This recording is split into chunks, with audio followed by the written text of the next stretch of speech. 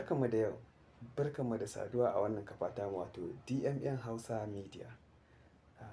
DMM a taƙaice yana nufin Discipleship Making Movement, wato hanya ce ta almajirci wanda zai hayayyafa, zai ci gaba da tafiya.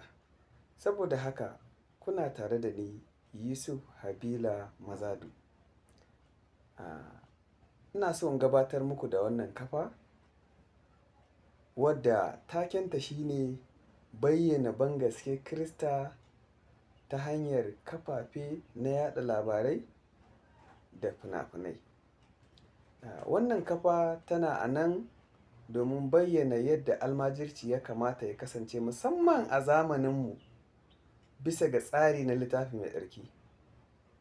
Akwai muhimman abubuwa guda 6 da za mu fara da su wanda za mu ka ɗauka ɗaya bayan ɗaya, ɗaya bayan ɗaya har sai mun ga bayansu kafin sai mu koma mu ci gaba da shiga waɗansu darussa. Yesu ya ba da umarni a Matiyu Sura ta 28, aya ta 18, 19 da 20. Ku je ku almajirantar da dukan mutane, kuna yi musu baftisma da sunana. Ga shi dukan iko an bani. Tambayar shi ne, har yanzu kana zama a ikkilisiya ba ka yin komai?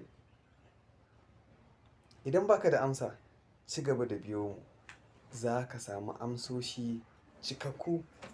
Idonka zai ƙara buɗewa a kan yadda ya kamata ka yi rayuwarka ta Kirista. Sa'an nan ka ribato waɗansu domin umarnin Allah ne da Yesu ya bayar. Sa'an nan yadda za mu fara, za mu bincika abubuwa muhimmai da suke da muhimmanci a tafiya ta almajirci yadda yake. Kada ka kasa subscribing, ka biyo mu, ka yi liking, ka ma bayyana ra'ayinka wato commenting.